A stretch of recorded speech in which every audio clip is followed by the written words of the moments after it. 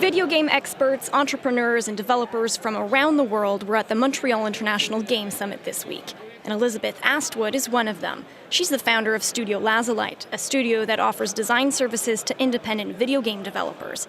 Astwood says Quebec is a powerhouse in video game production, so setting up shop in Montreal was a no-brainer. I knew that Montreal had an amazing indie game scene, and so I came, I met some people, I've made fantastic connections, and without that community, I think I'd be in a completely different place. I wouldn't be making games at all. The video gaming industry remains a key contributor to the Canadian economy. According to a report published by the Entertainment Software Association of Canada, there are over 800 active video game studios across the country. In 2024, the video gaming industry contributed a total of $5.1 billion towards Canada's GDP. That's a 3% increase as opposed to 2021.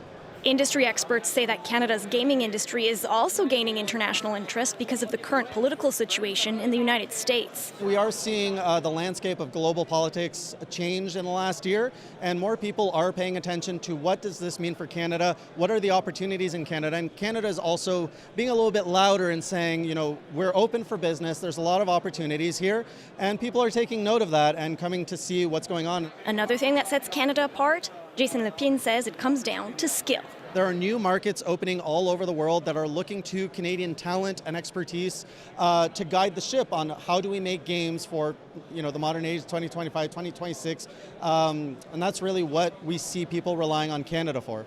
Jean-Jacques Hermans says competitive training programs and job opportunities have made Quebec an especially attractive market. Our young people, I want to say, are able to say, well, okay, I want to work here in Quebec, I studied in Quebec, I have a dream, I want to do something, I can be trained here in Quebec, I can work in an independent studio, 10 people or less, or I can work with Ubisoft, you know, at 5,000 people studio. So what's my dream? But stability is still an issue for the gaming industry in Quebec. In 2024, the province cut back on its multimedia tax credit, making it more expensive for companies to operate in the province, with smaller independent companies taking the biggest hit. Interestingly enough, it's about financing, right? Not a surprise, but over the past 12, 15 months, obviously, we've had a lot of discussions with the government. What I'm saying is I'm telling government this is a very important industry in Canada and specifically in Quebec.